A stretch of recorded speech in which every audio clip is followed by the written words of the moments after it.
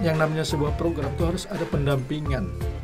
Kalau tidak didampingi secara sinergi dan berkelanjutan, kontinuitasnya itu ada, agak sulit merubah tadi kebiasaan mereka yang suka menikah di umur belasan tahun, di bawah 18 tahun, kemudian tidak memperdulikan eksistensi anak-anak, keberadaan anak-anak untuk masa depan generasi berikutnya.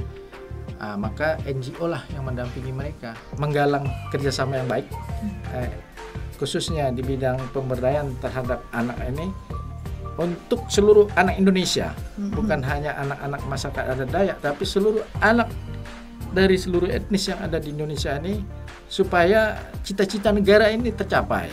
Indonesia Emas 2045. Arus.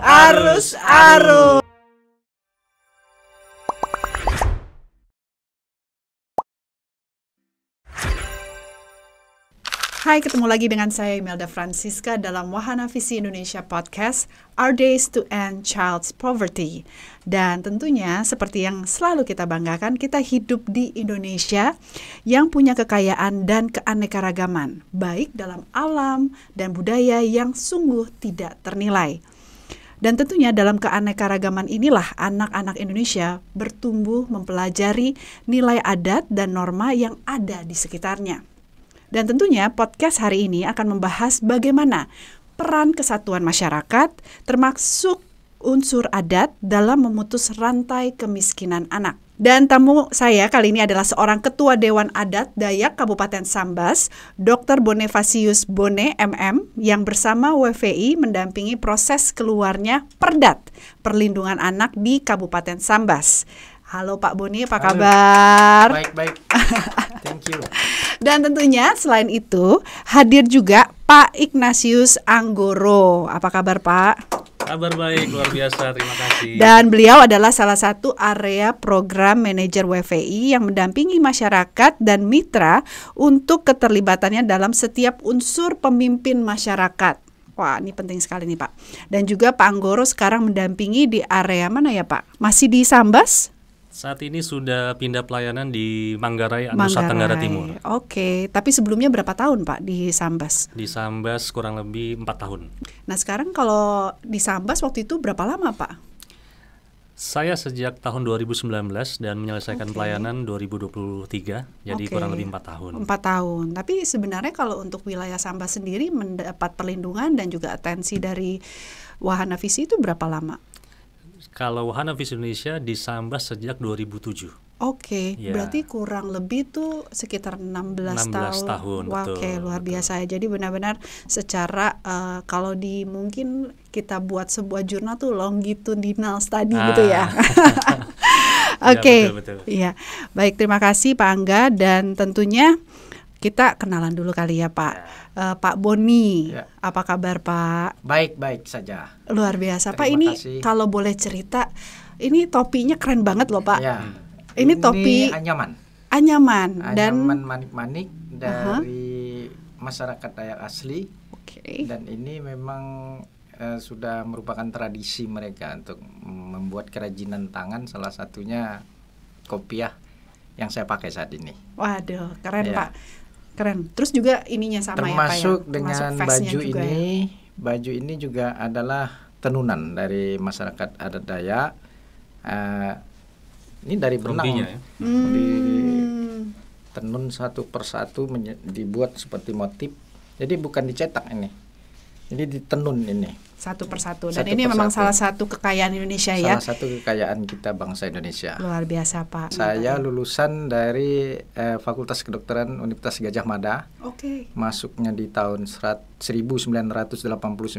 dan saya menyelesaikan pendidikan sampai selesai koas itu 1997, dan saya ditempatkan pertama kali sebagai dokter PTT di Kalimantan Tengah. Tepatnya di Puskesmas Kota Waringin Lama, kabupatennya Kota Waringin Barat. Ini CV-nya Selama lengkap banget ya 3 Pak. tahun. Ya, supaya kita mengerti dulu bagaimana proses perjalanan saya dari dokter kok menjadi orang yang atensi terhadap adat istiadat begitu istiadat. kan. Ini memang sesuatu yang luar biasa yang kita akan gali bersama ya Pak ya. Baik, terima kasih. Oke. Jadi Bapak aslinya tapi orang Sambas Pak? Memang orang Kalimantan. Besar kecilnya di Singkawang. Tapi orang tua saya itu memang orang Dayak. Bapak saya dari wilayah Singkawang sendiri, nama kampungnya itu Nyarungkop. Ibu saya dari Kabupaten Landak, nama kampungnya itu Pahuman. Nah, jadi kolaborasi antara orang tua saya inilah akhirnya menjadilah saya kan seorang dokter yang peduli dengan adat istiadat. Iya, nah itu yang saya mau tanya Pak. Bapak udah keluar nih dari Kalimantan ya Pak ya. Terus ke Jogja kan rata-rata Pak. Benar. Kalau sudah keluar dari Kalimantan, apalagi menjadi seorang dokter, itu kan opportunity di Pulau Jawa sepertinya pasti lebih besar, lebih cerah dan juga kayaknya lebih banyak lah yang bisa dikerjakan. Kok bisa punya panggilan untuk kembali ke Kalimantan, Pak? Nah, itu ada ceritanya tuh, Mbak Imel. Jadi awalnya di tengah kami menjalani pendidikan kedokteran, itu datang sebuah yayasan yang bernama Yayasan Amal dan Kurban yang digawangi oleh para suster-suster kongregasi KFS menawarkan kerjasama bagaimana kalau saya bisa membantu pelayanan kesehatan di rumah sakit yang mereka dirikan di Kabupaten Sambas, yang namanya Rumah Sakit Santa Elizabeth Sambas. Jadi karena saya memang asli dari Kalimantan dan tidak jauh juga dari tempat asal saya, Sambas dengan Singkawang itu paling lama 2 jam. Betul. Jadi terbangunlah sebuah komunikasi MOU. Setelah pendidikan saya nanti akan menjalankan ikatan dinas dengan Rumah Sakit Santa Elizabeth. Nah, demikianlah kira-kira bagaimana kok saya akhirnya kembali juga ke Kalimantan, dan nanti untuk yang lain-lainnya itu mengikuti lah istilahnya, sampai saya turun ke masalah kearifan lokal kami, masyarakat adat Dayak, bagaimana mulai saya bisa menjadi ya ketua. Terjun dan akhirnya berkolaborasi dengan masyarakat. Berkolaborasi. Oke. Baik, terima kasih Pak Boni. Nah, mungkin saya tanya ke Pak Anggoro dulu. Pak Anggoro, 4 tahun di Sambas. Bagaimana mungkin bisa diceritakan sedikit background dari Pak Anggoro selama di sana dan bagaimana situasi kondisi selama di sana, Pak? Ya. Sebelum di Sambas itu saya di Kabupaten Landak. Jadi Kabupaten Landak itu saya kurang lebih 1,5 tahun di sana. Dengan konteks yang berbeda. Kalau di Kabupaten Landak itu kurang lebih 80% suku Dayak. Kalau ketika saya pindah ke Sambas itu 80% justru Melayu. Nah, tapi dari Landak ke Sambas itu masih sama-sama di Kalimantan ya Pak? Sama-sama di Kalimantan Barat. Sama-sama. Jadi kalau mungkin buat yang menonton yang tidak tahu bahwa sebenarnya Sambas ini kan kayak perbatasan antara Indonesia dan Malaysia ya Pak ya. Betul. Borderline-nya gitu. Nah, jadi kurang lebih tahu titik di petanya di mana gitu ya. Oke. Nah, yang menarik justru bahwa Sambas itu sebenarnya satu wilayah besar, terdiri dari Singkawang, Bengkayang, dan Sambas. Nah, satu kabupaten namanya Kabupaten Sambas. Tahun 2003 itu mekar, akhirnya Singkawang berdiri sendiri, Sambas berdiri sendiri, Bengkayang berdiri sendiri. Nah, konteksnya saat Wahana Visi Indonesia pertama kali datang 2007 di Sambas, itu semua masih sangat jauh tertinggal ya, karena dulu itu jalan masih menuju perbatasan border itu masih sangat memprihatinkan. Akses jalan sangat terbatas, begitu banyak orang tua yang tidak terlalu memperhatikan pendidikan anaknya, lalu kemudian kasus-kasus kesehatan di situ juga sangat cukup banyak terjadi gitu. Pada saat WV ada di Sambas itu hanya sedikit juga rumah yang punya WC, lalu banyak angka putus sekolah juga. Nah, jadi pada saat Wahana Visi Indonesia kemudian ada di Sambas, itu mempunyai mimpi yang besar ya, bahwa supaya anak-anak walaupun dia di border area, tetapi mereka tetap bisa punya kehidupan yang sama dengan anak-anak lain di luar sana begitu. Nah, ini yang kita salah satunya diperjuangkan ya. Betul. Oke, terima kasih Pak Anggoro. Pak, saya balik lagi mungkin ke Dokter Boni ya, karena ternyata beliau ini luar biasa, seorang dokter dan juga untuk kesehatan yang luar biasa yang perlu diperhatikan mungkin di Sambas. Tapi mungkin sebelum kita konteksnya bicara mengenai apa yang perlu diperjuangkan di Sambas, sebenarnya mungkin untuk lebih mengenal Sambas ini, sebenarnya masyarakatnya itu seperti apa sih Pak? Adat istiadatnya itu seperti apa sih gitu?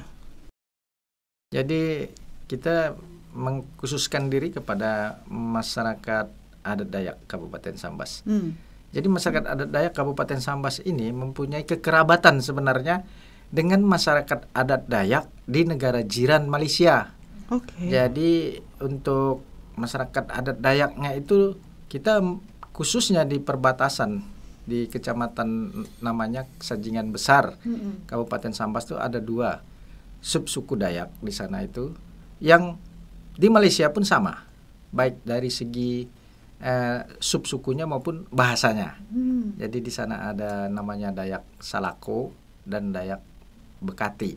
Dan ada bahasa Dayak. Bahasa Dayaknya sama antara Sajingan Besar dengan perbatasan seperti di Biawak, di nama negara atau kampung di Malaysia itu sama persis dengan bahasa Dayak yang ada di Kabupaten Sambas.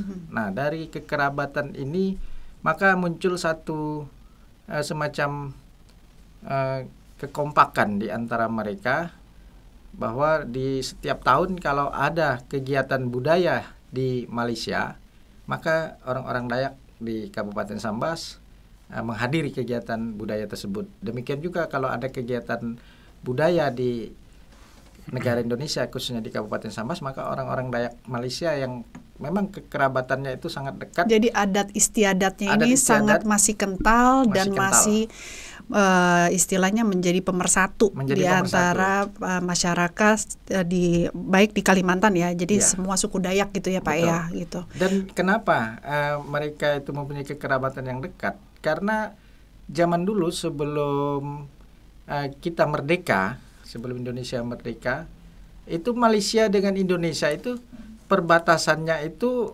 adalah satu keluarga besar. Sehingga masyarakat yang terpisahkan oleh batas negara ini sebenarnya yang di sebelah sana masih kemenakannya, yang sebelah sini masih pamannya, yang sebelah sana masih kakeknya, yang sebelah sini masih cucunya. Jadi secara kultur budaya itu masih serumpun gitu. Serumpun ya. Karena memang mereka berasal dari keturunan yang sama. Dipisahkan oleh border saja. Nah, kalau tadi bicara mengenai adat istiadat yang masih sangat kental terjalin di hubungan masyarakat, mungkin dari Dokter Bone dulu. Akhirnya Dokter Bone bisa masuk ke dunia kesehatan dan juga berkontribusi tadi di salah satu rumah sakit gitu ya. Sebenarnya apa sih Pak harapan mungkin dari Dokter Bone dulu dan juga terhadap masyarakat Sambas yang akhirnya ya udah deh gitu loh, saya mau terus bisa ada di Kalimantan. Baik.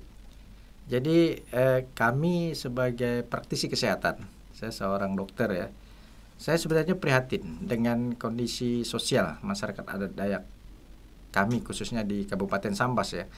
Keprihatinan saya yang pertama adalah secara kultur di kampung itu masih sebagian besar itu mempercayai yang namanya pengobatan tradisional.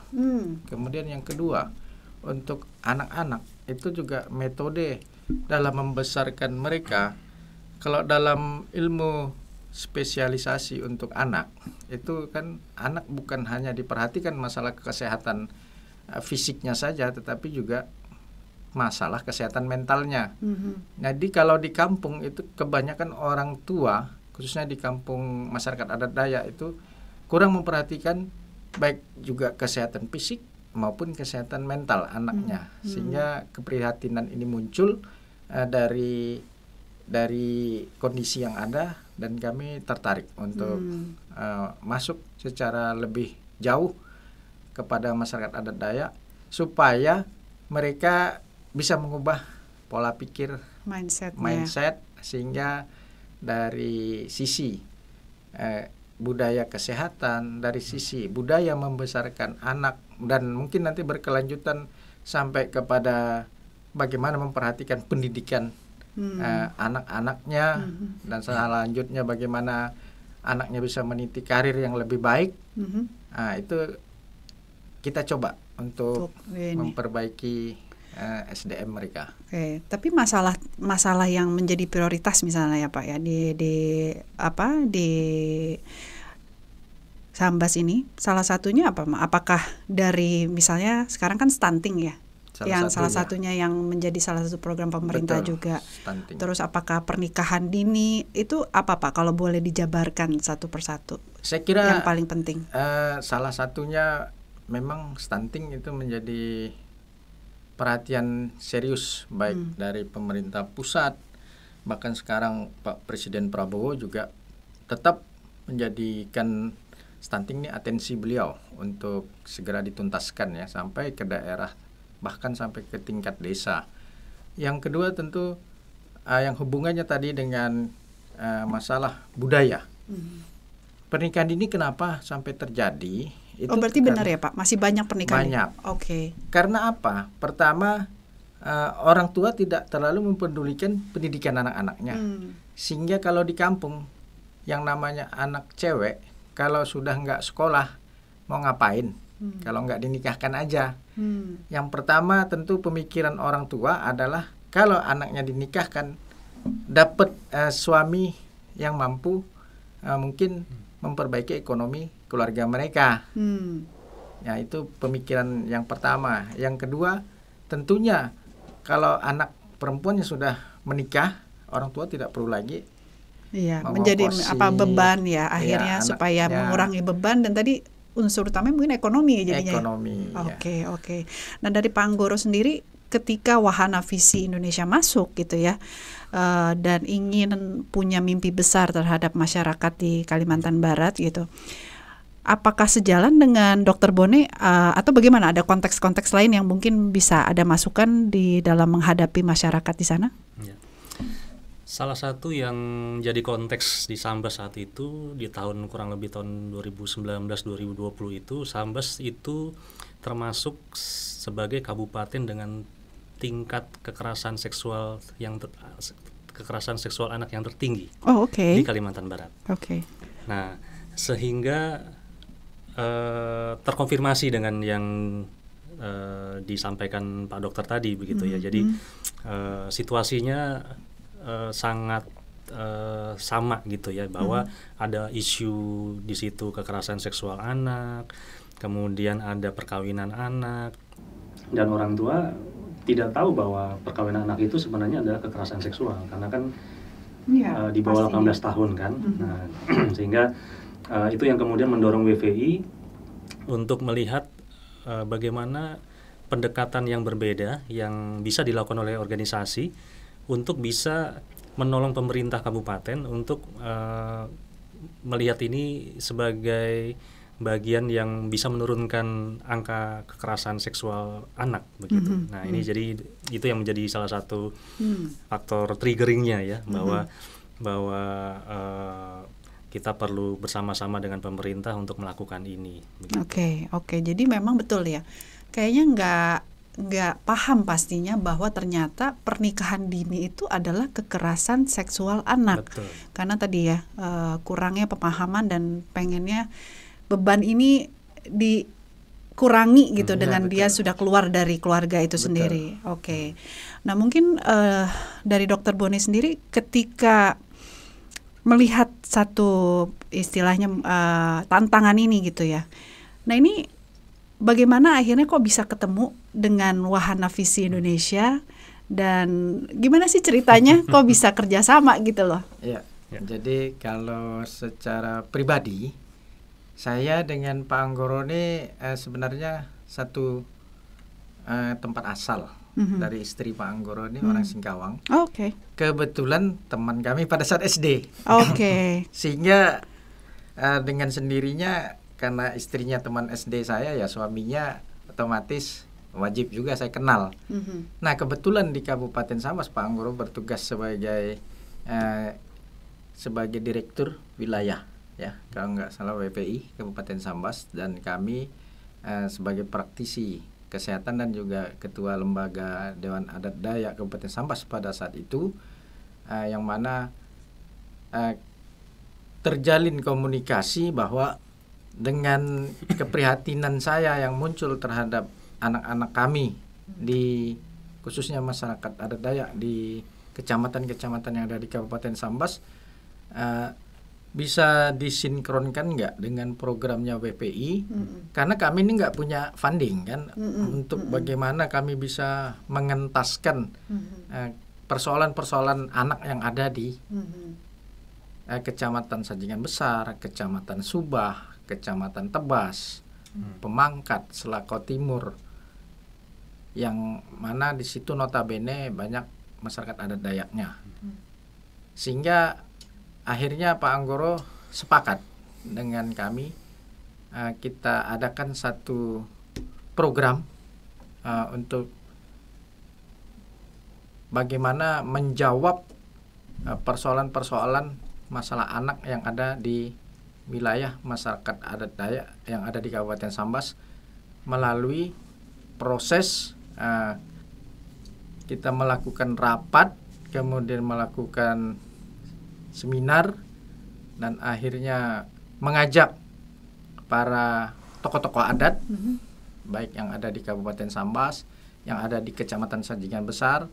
Pada saat itu nama Ketua Dewan Adat Dayak Kecamatan Sajingan Besar itu Pak Libertus, beserta dengan pengurus-pengurus adat baik di tingkat desa sampai kepada tingkat dusun. Dan semua akhirnya sepakat bahwa kita memang harus memperhatikan nasib anak-anak kita. Wah, ini terobosan, Pak. Melalui sebuah program. Itu namanya musyawarah adat ya? Namanya musyawarah adat. Jadi dan di dalam musyawarah adat kita putuskan bagaimana dulu kita kan namanya peraturan adat itu sifatnya lisan. Turun temurun dari orang-orang tua kita nenek zaman moyang. dulu, betul, dari nenek moyang. Kita pertahankan. Jadi dengan adanya program yang disampaikan dan bekerja sama dengan Wahana Visi Indonesia di Kabupaten Sambas, kami sepakat bahwa kita harus mengeluarkan sebuah peraturan. Peraturannya apa aja tuh, Pak? Yang paling konkret yang dikeluarkan dan mengubah pola pikir saat itu para ketua adat. Baik, kita punya semboyan. Semboyan kita kan adil katalino bacuramin kak saruga basengat kak jubata.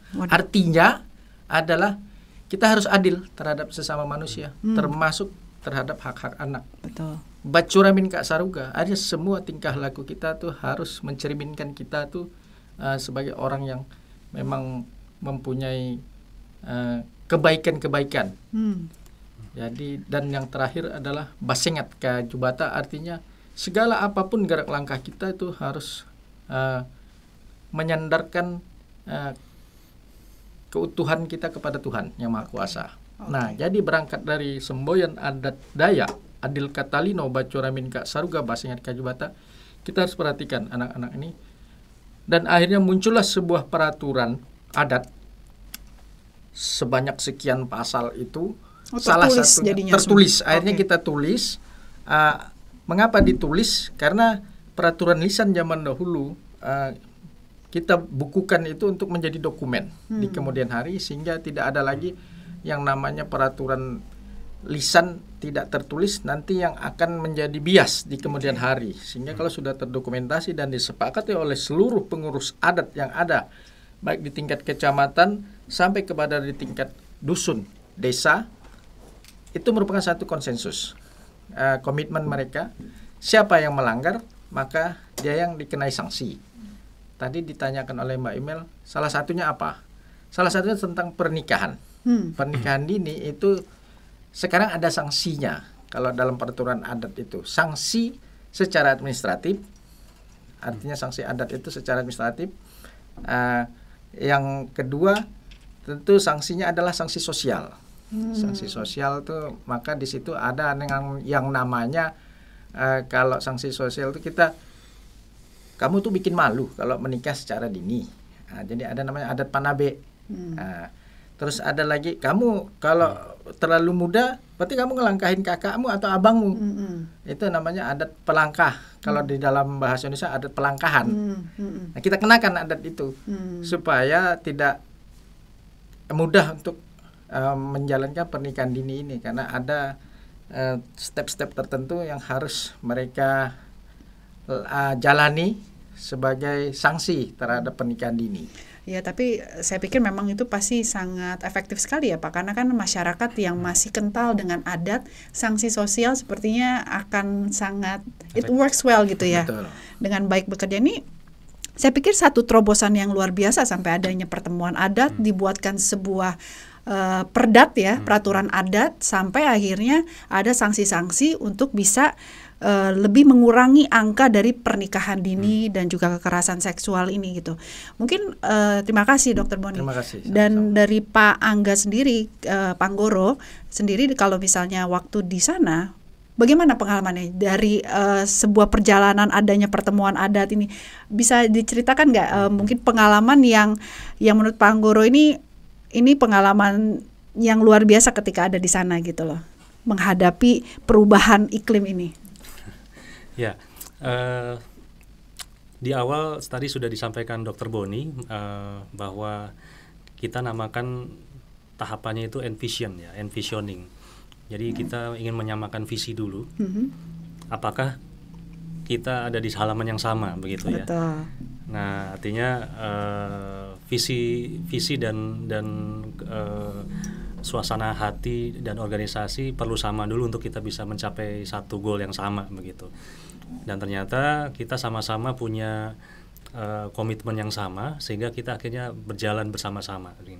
Dan ini yang menarik adalah bahwa Dewan Adat Dayak di Kalimantan Barat secara umum sampai dengan kabupaten-kabupaten ini tingkat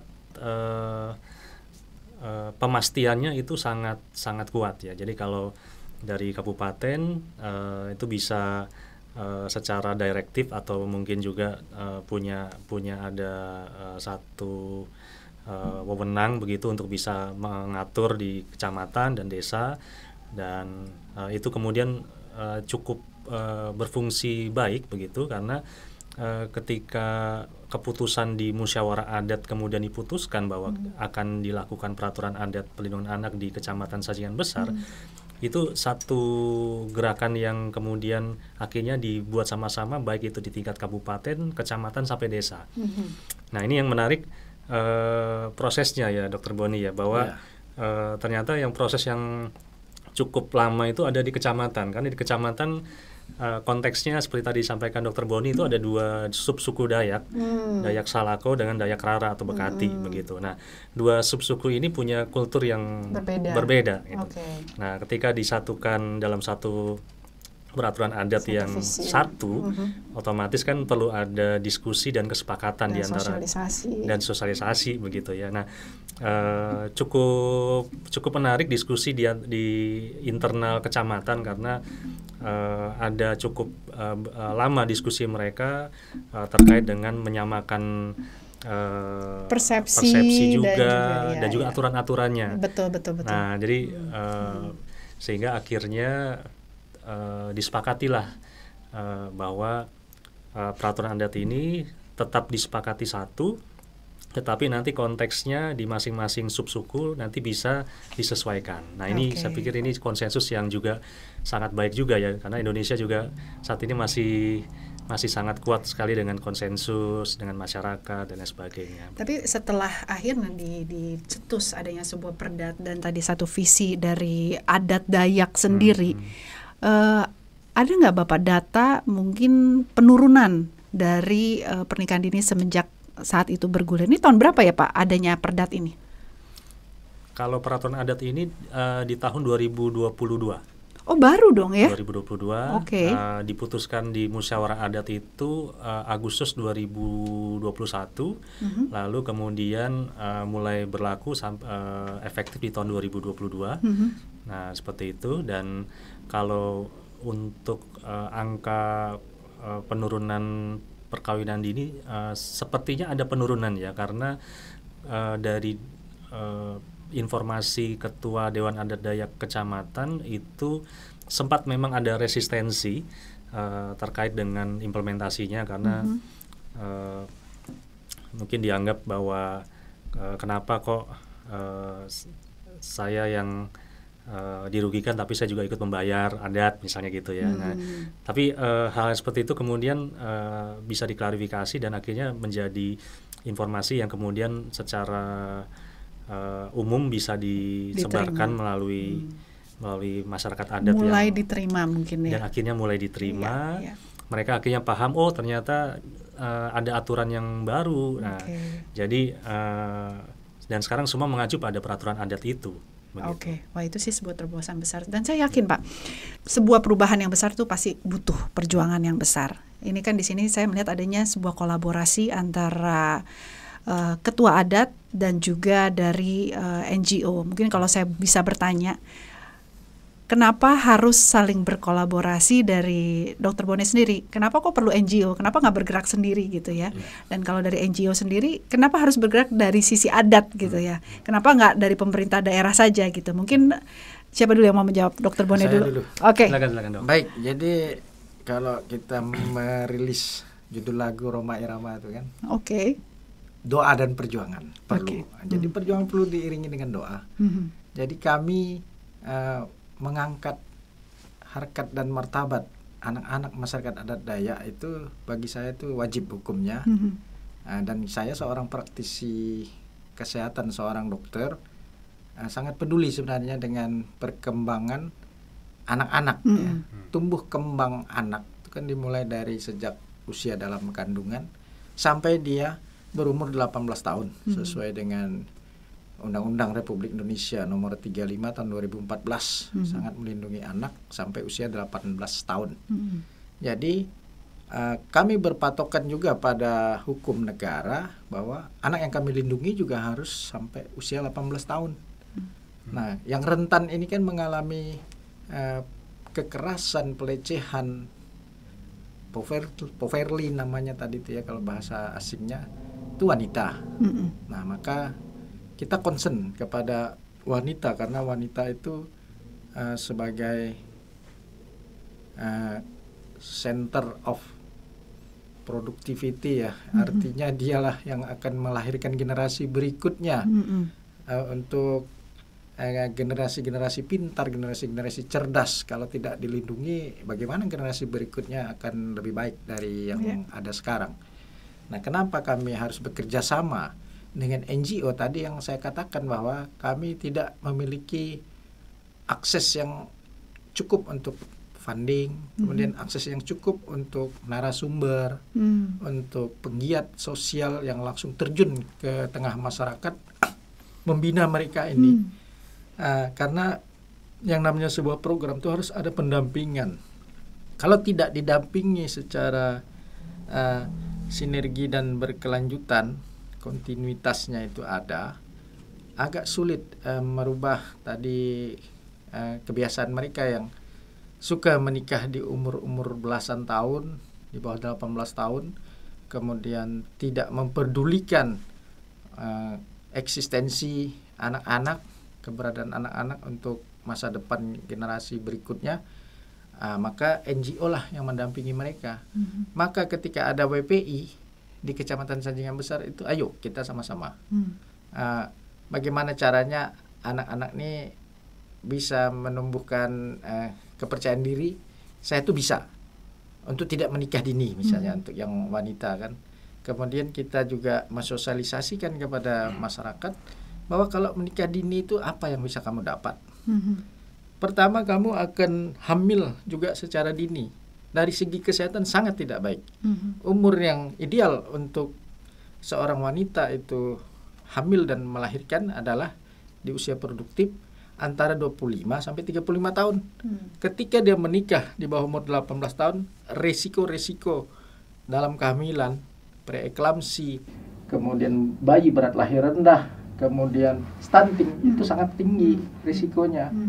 Maka kita edukasi melalui abang-abang, kakak-kakak kita yang ada di WVI supaya mereka tidak melakukan pernikahan dini dengan alasan-alasan pertama risiko, kedua tadi sosial, secara sosial malu dong kita menikah dini, artinya belum punya pegangan dari segi pekerjaan. Mungkin juga ada yang putus sekolah tadi dikatakan, bagaimana mau mencari kerja kalau sudah putus sekolah. Demikian juga yang lakinya, kadang kan mereka mencari pasangan nggak jauh-jauh beda umurnya. Yang satu misalnya masih 16 tahun, yang cowoknya baru 17 tahun, teman sekelas atau adik kelas atau kakak kelas, begitu kan. Nah, jadi itulah yang menjadi latar belakang kami selaku Ketua Dewan Adat Dayak Kabupaten Sambas dan selaku juga seorang praktisi kesehatan, seorang dokter, bagaimana mengedukasi mereka nih supaya nanti menjadi generasi yang kita lihat sekarang, ada generasi milenial, ada generasi Z, itu yang sehat, kuat, cerdas dan berkontribusi ya untuk bangsa. Iya, baik. Oke. Terima kasih dokter. Nah, kalau dari Pak Anggoro sendiri, kenapa akhirnya bisa berpikir oke, saya harus bekerja sama dengan ketua adat? Kenapa nggak? Biasanya kalau NGO kan pasti masuk lewat mungkin pemerintah daerah gitu ya. Nah, mungkin bisa diceritakan? Ya. Saya selalu melihat adat ini adalah menarik begitu ya. Dan secara khusus di Kabupaten Sambas itu ada 3 lembaga adat sebenarnya. Untuk Dayak itu ada Dewan Adat Dayak, untuk Melayu ada Majelis Adat Budaya Melayu, untuk Tionghoa adalah Majelis Adat Budaya Tionghoa. Jadi 3 lembaga adat yang ada di Sambas. Nah, kami coba melihat karena konteks wilayah yang didampingi oleh Wanavisi di Sambas itu juga 2 konteks. Kecamatan Teluk Kramat itu mayoritas Melayu, Kecamatan Sajingan Besar mayoritas Dayak.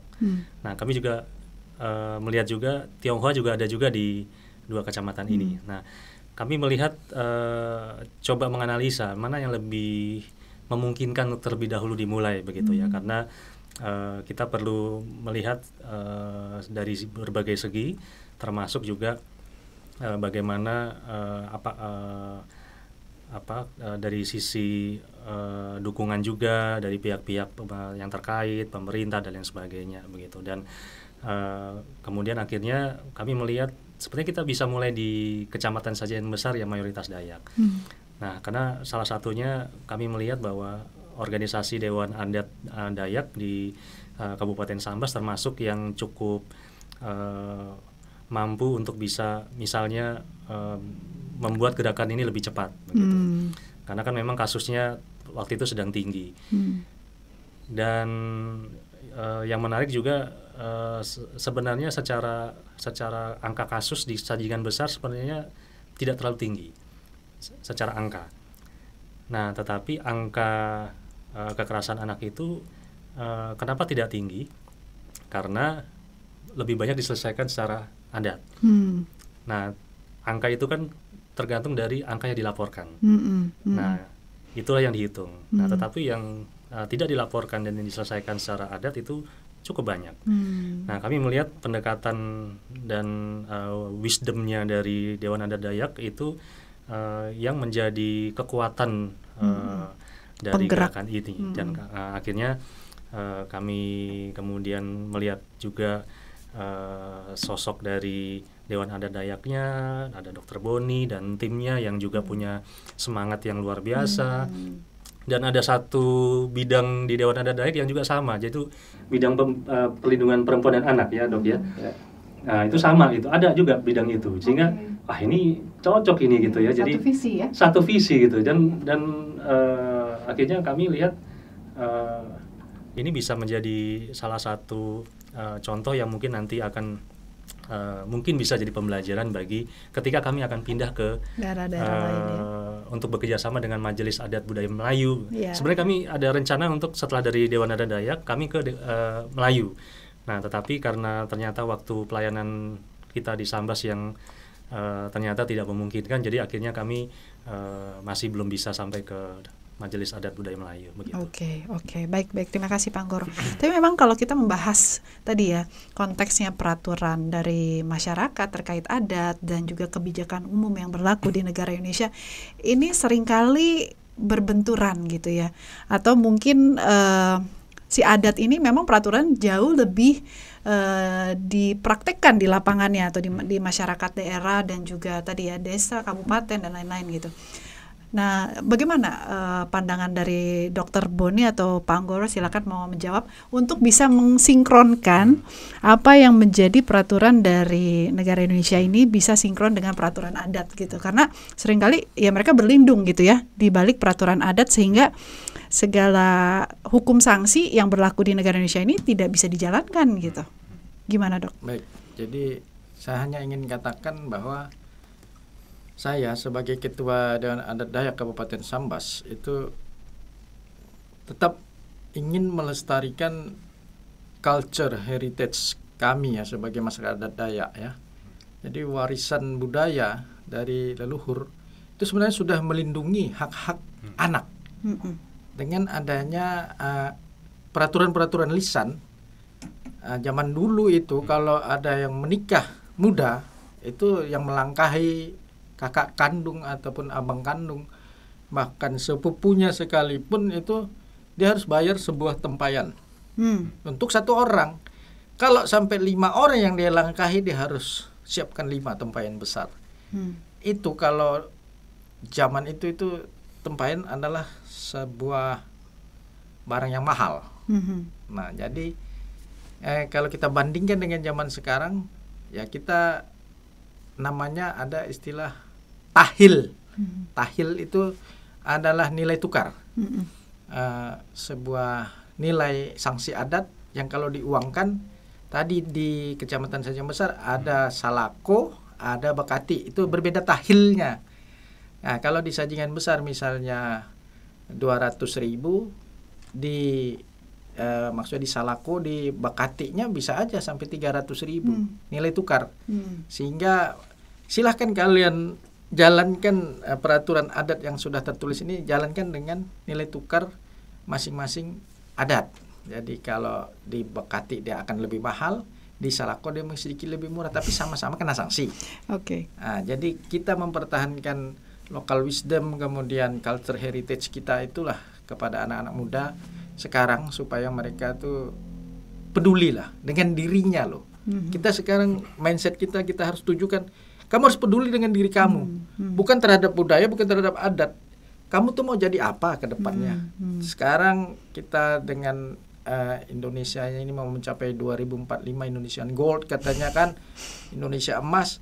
Ya udah, kamu perhatikan diri kamu. Kami buat peraturan ini bukan untuk menghukum kamu secara mempersulit gitu mempersulit secara misal fisik ataupun barang ataupun apa namanya, tapi itu ya untuk kamu juga. Artinya ke depan kamu lebih bisa menghargai kamu sebagai pribadi, dan kamu juga ke depannya anak kamu juga kamu harus lindungi. Jadi supaya mindset itu kita tanamkan. Jangan lagi mereka merasa oh saya dihukum. Negara juga sama ya. Saya kira melindungi anak sampai dengan minimal 5 tahun dengan hukuman sampai 15 tahun kalau terjadi kekerasan, baik dia kekerasan seksual, kekerasan pembulian dan lain sebagainya, itu hukumannya berat.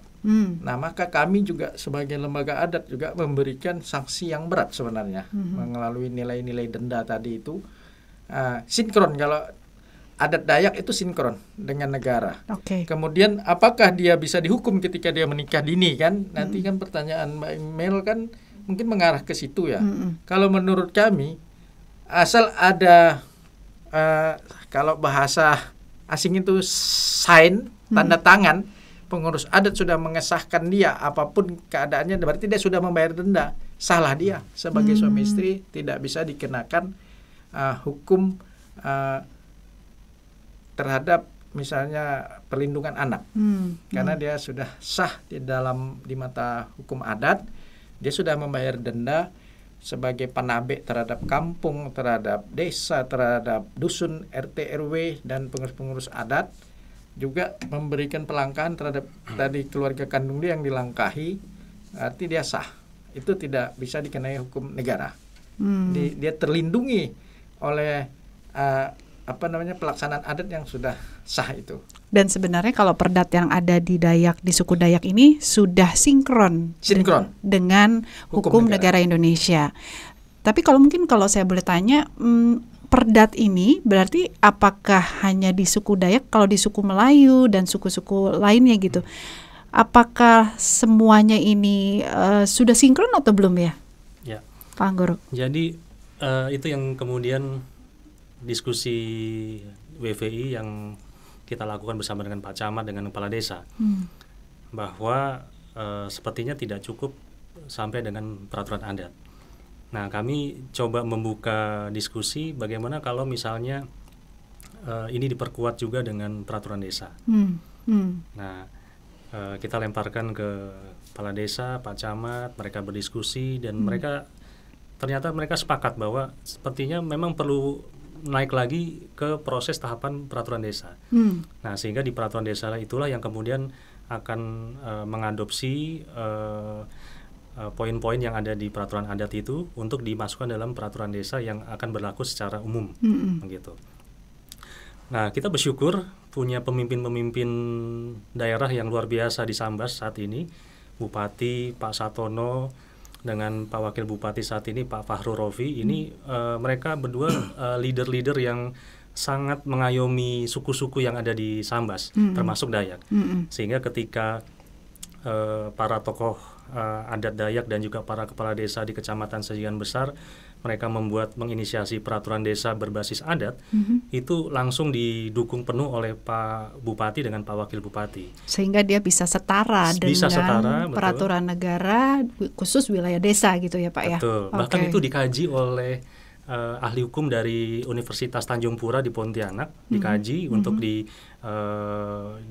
sebuah forum di kabupaten, dan Pak Bupati sendiri yang membuka dan beliau memberikan arahan yang luar biasa. Jadi memang kita bersyukur bahwa keberadaan dari peraturan adat ini kemudian menjadi bagian yang juga memperkaya Kabupaten Sambas. Tapi sekarang sudah keluar menjadi setara, menjadi dengan peraturan desa itu sendiri atau masih diperjuangkan?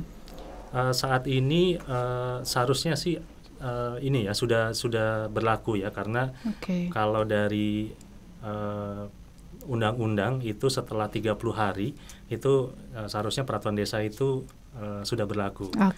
Memang di Indonesia ini kalau kita lihat ya, peraturan adat itu kan menjadi satu yang cukup kental dan akhirnya seringkali dipakai oleh masyarakat wilayah adat manapun ya, kan kita adat di Indonesia itu banyak sekali.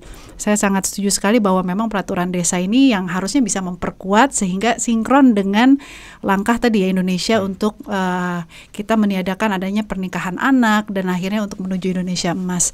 Tapi Pak, mungkin dari sisi perjuangan ini, tantangan terbesar apa yang saat ini masih diperjuangkan khususnya mungkin di Kabupaten Sambas sendiri dalam konteksnya kita memperjuangkan sehingga tidak terjadi kekerasan seksual, pernikahan anak ini saat ini masih ada nggak yang ini, atau rasanya nih sudah lolos tinggal dijalankan, atau masih ada nggak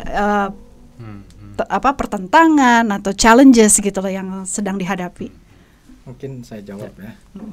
Jadi kita ini kan multi etnis. Yang di Kabupaten Sambas ini bukan hanya etnis Dayak yang menempati Kabupaten Sambas, sehingga ketika di dalam satu kecamatan itu banyak yang berbeda etnis juga menempati satu wilayah, ya memang harus ada semacam toleransi. Artinya peraturan adat tidak serta-merta bisa diterapkan kepada seluruh populasi yang ada di satu kecamatan yang berbeda etnis juga. Jadi meskipun mayoritas di situ masyarakat adat Dayak, tapi harus diingat dalam tanda petik orang Dayak juga banyak menikah dengan orang Jawa, kemudian dengan orang Melayu, dengan orang Batak, Ambon, Manado, dan lain sebagainya. Sehingga multikultural. Sehingga ketika kita dihadapkan kepada pernikahan adat, khususnya untuk masyarakat adat Dayak, ya kita juga harus saling menggali informasi terhadap adat-adat dari pasangan yang akan dinikahkan. Sehingga kalau sinkron dengan peraturan adat yang kita bikin, itu no problem. Tapi ketika ada silang pendapat tentang adat yang akan diterapkan pada saat pernikahan dengan etnis yang berbeda ini, yaitu harus kita bermusyawarah untuk mencapai mufakat ya. Jadi tidak serta-merta peraturan adat Dayak itu terus kemudian bisa diterapkan secara global gitu di Kabupaten Sambas. Jadi memang ini hal-hal yang perlu menjadi bahan diskusi lebih lanjut lah untuk jadi selain adat Dayak ternyata ada adat etnis lain yang masuk pun yang perlu dipertimbangkan dengan peraturan adat mereka masing-masing ya. Nggak bisa kamu karena di sini kamu harus mengikuti peraturan adat di sini. Iya. Jadi memang kalau kita bicara tentang di Sumatera ya, kalau dia menikah dengan orang Batak ya harus ngikutin adat Batak. Kalau dia di Toraja dia harus mengikuti adat Toraja, di Nias dia harus mengikuti adat Nias. Tapi kalau kami di Kalimantan kami tetap melakukan komunikasi dulu. Kami tidak serta-merta menerapkan adat Dayak kepada orang Melayu yang menikah dengan orang Dayak ataupun orang Jawa yang menikah dengan orang Dayak. Tapi kita perlu berembuk. Artinya kita panggil seluruh keluarga dari pihak pasangan Jawa ini dengan yang orang Dayaknya. Kalian mau menikah dengan tradisi Dayak, sanggup tidak mengikutinya? Kalau tidak, kita ambil jalan tengahnya bagaimana? Ada MOU di awal gitu MOU di awal. Karena ini akan menjadi persoalan juga ketika kita terlalu memaksakan adat kita. Betul Pak, karena berbeda ya. Berbeda. Nanti akan terkait dengan masalah ujung-ujungnya ke waris, ujung-ujungnya ke hak asuh, ujung-ujungnya lagi apa ketika terjadi sesuatu di tengah jalan. Nah, jadi ini yang perlu dipikirkan juga. Ini menjadi saya kira atensi seluruh masyarakat adat Dayak yang ada di Republik Indonesia inilah. Jangan terlalu memaksakan kehendak adat sendiri terhadap etnis lain. Karena itu akan menjadi bumerang di kemudian hari ya. Bumerang yang bagaimana?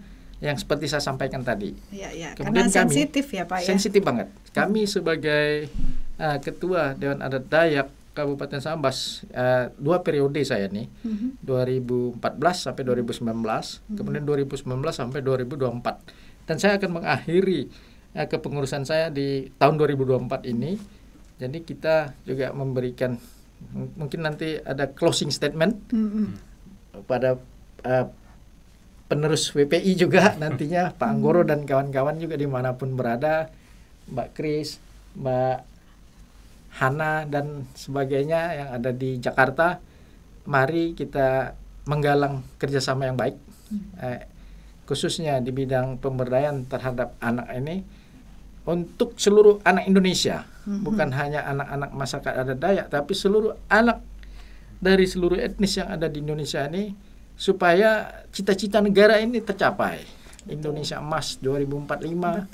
Dan kita harus sama-sama menguatkan lah, saling menguatkan, karena tentu ada saat-saat di mana kita ada kejenuhan, ada semacam hopeless, tapi yang satu menguatkan yang lain lah, jangan sampai sama-sama hopeless, akhirnya tidak akan tercapai 2045 itu. Terus kita perjuangkan gitu ya. Terus kita perjuangkan. Betul sekali. Wah, ini luar biasa, satu visi besar. Saya berharap nanti ada tongkat estafet kepemimpinan suku Dayak dalam sisi adat ini terus dijaga dan justru ada terobosan yang lebih besar lagi ke depannya gitu ya.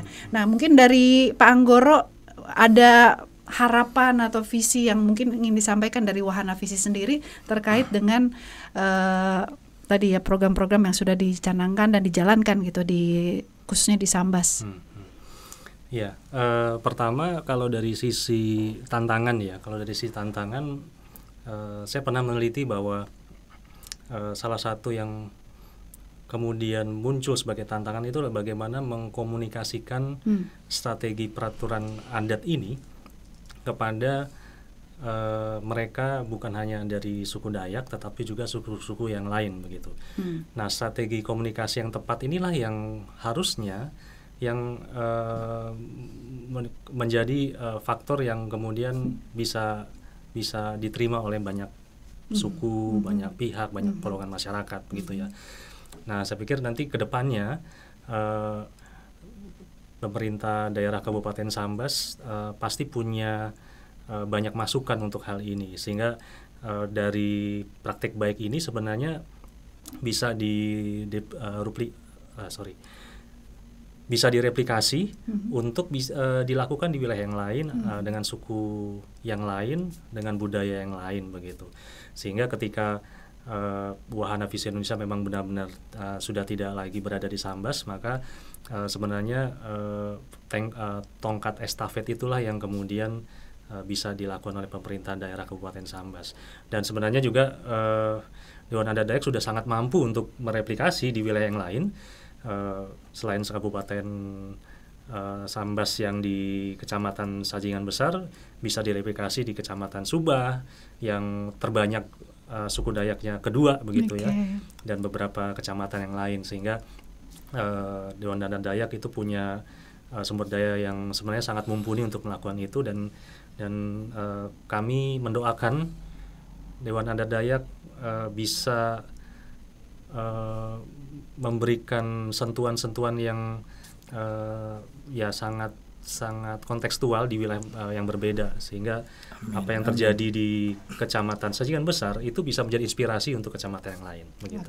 Wah, ini luar biasa sekali perjuangan dari tentunya Wahana Visi Indonesia sendiri, dan tentunya juga dari para dewan adat yang ada di wilayah manapun. Tapi saya rasa ini sebuah perjuangan interculture tadi ya, yang mungkin berat di awal, tetapi kalau kita tadi ya memiliki visi yang sama dan juga harapan yang besar untuk kita membangun Indonesia emas di tahun 2045 ini, saya rasa memang perlu terus kita perjuangkan gitu. Dan tadi kalau saya mungkin bisa rampungkan di sini Dr. Boni dan juga Pak Anggoro adalah adanya sebuah kolaborasi dari tingkat pemerintah dan juga dari NGO, dari juga daerah, yaitu dari para dewan adat dan juga pemerintah daerah dan masyarakat sendiri untuk bisa menjalankan apa yang menjadi harapan kita bersama, yaitu untuk bisa mengurangi atau sampai nanti membuat tidak adanya pernikahan anak dan juga kekerasan seksual. Mungkin memang agak sulit, tetapi saya rasa ini perlu kita perjuangkan terus ya, kalau sampai nol sih ya gitu ya. Betul.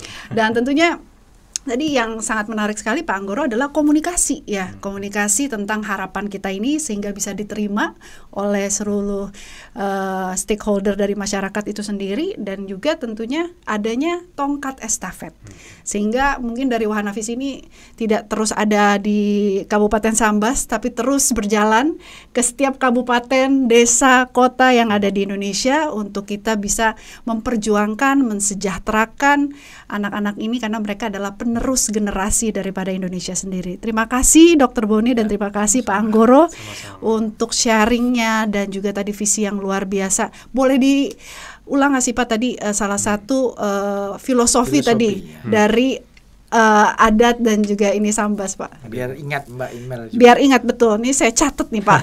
Adil Katalino, Bacuramin Kak Saruga. Gimana Pak? Nanti saya catat.